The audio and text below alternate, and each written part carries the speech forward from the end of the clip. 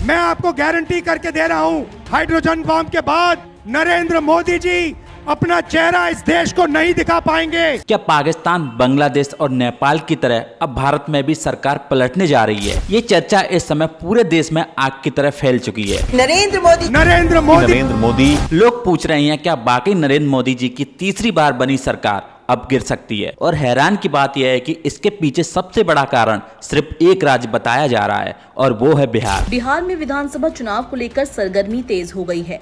चुनाव आयोग द्वारा तैयारियों को अंतिम रूप देने का काम अब अपने अंतिम पड़ाव पर है। जी हाँ, बिहार विधानसभा चुनाव आने वाले हैं। जो जोश दिखाई दे रहा है वो बीजेपी की हार लिखेगा इस बार बिहार।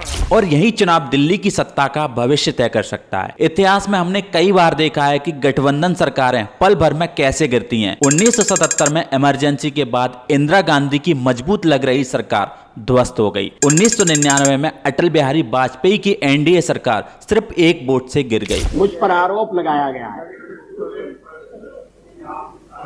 और यह आरोप मेरे हृदय में घाव कर गया। और अब लोग कह रहे हैं कहीं वैसा ही 2025 में ना हो जाए, क्योंकि इस बार मोदी सरकार भी गठबंधन पर टिकी है। बीजेपी के पास 240 सीट्स हैं और सरकार बनाने के लिए चाहिए जादुई आंकड़ा 272 सीट का, यानी सत्ता बची है सहयोगियों के भरोसे। नीतीश कुमार का रिकॉर्ड तो आपको पता ही होगा, उन्हें लोग पलटू चाचा के नाम से जानते हैं। हमारे जो चाचा हैं बिहार में पलटू चाचा के नाम से जाने जाते हैं और उनका पॉलिटिकल ट्रैक रिकॉर्ड हमेशा ही पावर बदलने के खेल से जुड़ा रहा है। अगर बीजेपी से उनका समीकरण बिगड़ा तो वो बिना देर लगाए महागठबंधन आरजेडी प्लस कांग्रेस में लौट सकते हैं। लेकिन सवाल ये है, अगर इनमें से कोई भी पलट गया तो क्या मोदी सरकार सचमुच में गिर सकती है? क्या बिहार का चुनाव सीधे दिल्ली की गद्दी हिला सकता है? इस वीडियो में आज हम इसी पर चर्चा करने वाले हैं। Welcome fact to focus.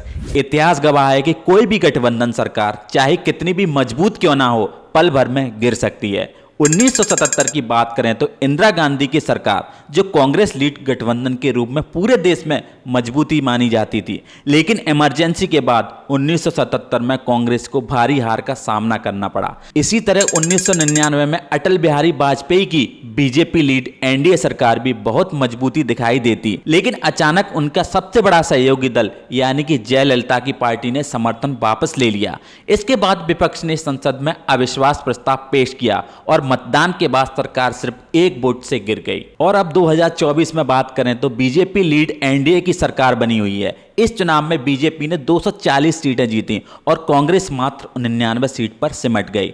अब देखो, सरकार बनाने के लिए कम से कम 272 सीट चाहिए होती हैं, जो ना तो बीजेपी के पास थी और ना ही कांग्रेस के पास। ऐसे में अगर किसी पार्टी को पूर्ण बहुमत ना मिले तो वह गठबंधन सरकार बना सकते हैं। तो बीजेपी के साथ आते हैं नीतीश कुमार 12 सीटों के साथ, चंद्रबाबू नायडू 16 सीटों के साथ और चिराग पासवान 5 सीटों के साथ। और इस तरह कुछ पार्टियां मिलकर एनडीए गठबंधन के पास टोटल 293 सीटें हो जाती हैं और थर्ड टाइम मोदी सरकार बनती है। मैं नरेंद्र दामोदर दास मोदी। इससे पहले 2014 में बीजेपी को 282 सीटों के साथ पूर्ण बहुमत मिला और 2019 में 303 सीटों के साथ, और 2024 में गठबंधन सरकार है। गठबंधन सरकार में अगर कोई पार्टी अपना समर्थन वापस ले ले तो बहुमत यानी कि 272 सीटें ना बचें तो सरकार गिर सकती है। यानी इनमें से कोई भी अलग होता है तो मोदी सरकार गिर सकती है। और ये चर्चा इतनी ज्यादा इसलिए फैल रही है क्योंकि नवंबर महीने में बिहार विधानसभा चुनाव आने वाला है। नवंबर में होने वाले बिहार के इलेक्शन पर नजर डालें तो 122 सीटें चाहिए सरकार बनाने के लिए, लेकिन एनडीए के पास 125 सीटें हैं। मतलब मामला सिर्फ 4 सीटों पर अटका हुआ है। और यह वोट चोरी का प्रोपोगेंडा, प्रशांत किशोर और एंटी इनकम्बेंसी फैक्टर मिला के बीजेपी ये 3 से 4 सीटें आराम से हार सकती है। इसका मतलब होता है कि अब चीफ मिनिस्टर बनने के लिए नीतीश कुमार को राहुल गांधी और तेजस्वी यादव की जरूरत पड़ेगी, जिसके लिए वे अपने 12 एमपी का सपोर्ट जो मोदी को दिया है सेंटर में उसको वापस भी ले सकते हैं। नीतीश कुमार का ट्रैक रिकॉर्ड ही पलटने का रहा है। 2005 में पहली बार सीएम बने। बीजेपी के साथ मिलकर उस समय जनता लालू यादव के 15 साल के शासन से तंग आ चुकी थी, लेकिन 2013 में अचानक बीजेपी को छोड़ दिया, सिर्फ इसलिए क्योंकि नरेंद्र मोदी का पीएम कैंडिडेट बनना उन्हें पसंद नहीं आया। फिर 2015 में पलटी मारकर आरजेडी और कांग्रेस से हाथ मिला लिया और चुनाव भी शानदार जीता। लेकिन 2017 में एक और यू टर्न, उसी तेजी से आरजेडी को छोड़कर वापस बीजेपी की गोद में आ बैठे।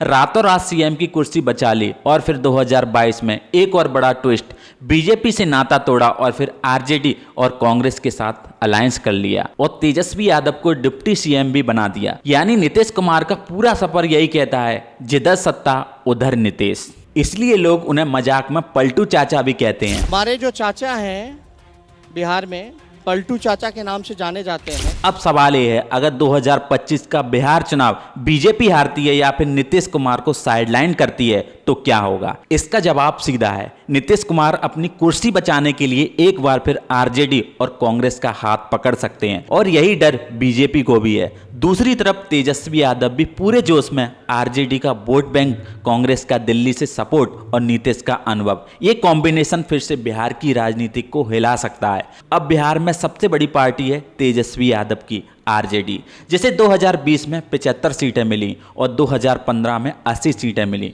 बिहार में कांग्रेस के पास 19 सीटें हैं और आरजेडी के पास 75 सीटें। कुछ छोटी पार्टियों के साथ मिलकर महागठबंधन के पास अभी 110 सीटें हैं। और जिस तरह 2024 में कांग्रेस सेंट्रल इलेक्शन में 99 सीट जीती, जो 2019 में सिर्फ 52 थी, उसी तरह अगर कांग्रेस बिहार में ज्यादा सीटें जीतती हैं और बीजेपी की सीटें घटती हैं तो RJD plus Congress plus others के पास बहुमत हो जाएगा। ऐसे में नीतीश कुमार फिर से महागठबंधन में जाकर सीएम बनने की डिमांड कर सकते हैं और राहुल गांधी ऐसा भी कर सकते हैं, क्योंकि अगर नीतीश कुमार को वो सीएम बनाते हैं तो नीतीश कुमार अपनी 12 लोकसभा सीटें मोदी सरकार से निकालकर राहुल गांधी को दे देंगे, तो मोदी सरकार के पास 281 सीटें बचेंगी। और अगर चंद्रबाबू नायडू, जिनके पास 16 सीटें हैं, किसी तरीके से राहुल गांधी के पास चले जाते हैं तो मोदी के पास सिर्फ 265 सीटें बचेंगी और सेंट्रल की सरकार गिर जाएगी। अगर बीजेपी गिरती है तो एकनाथ शिंदे भी इंडिया अलायंस में आ सकते हैं। उनके पास 7 सीटें हैं और उन्हें महाराष्ट्र का सीएम पद भी ऑफर हो सकता है। इसमें बीजेपी के पास 258 सीटें रह जाएंगी और इंडिया अलायंस के पास बहुमत आ जाएगा। अब देखो, ये सुनने में भले ही बहुत बड़ा और असंभव लगे, लेकिन ऐसा पहले भी हो चुका है। 1977 में इमरजेंसी के बाद इंदिरा गांधी को करारी हार मिली। विपक्षी पार्टियों ने मिलकर 295 सीटें पाई और मोरारजी देसाई प्रधानमंत्री बने, लेकिन 2 साल बाद ही चरण सिंह ने पाला पलट दिया और कांग्रेस के साथ मिलकर प्रधानमंत्री बन गए। तो दोस्तों, बिहार चुनाव आने वाले हैं और यही बातें लोगों के बीच चर्चा का सबसे बड़ा मुद्दा बनी हुई हैं। क्या वाकई ऐसा हो सकता है? क्या चंद्रबाबू नायडू को पीएम बनने का ऑफर मिलेगा? क्या नीतीश कुमार फिर से पलटेंगे या फिर राहुल गांधी को 2029 तक इंतजार करना होगा? आपका क्या मानना है? मुझे कमेंट करके जरूर बताइए। आपको यह वीडियो पसंद आया है तो लाइक करें, चैनल को सब्सक्राइब करें और वीडियो को ज़्यादा से ज़्यादा शेयर कीजिए। मिलते हैं आपसे अगली वीडियो में, तब तक के लिए जय हिंद।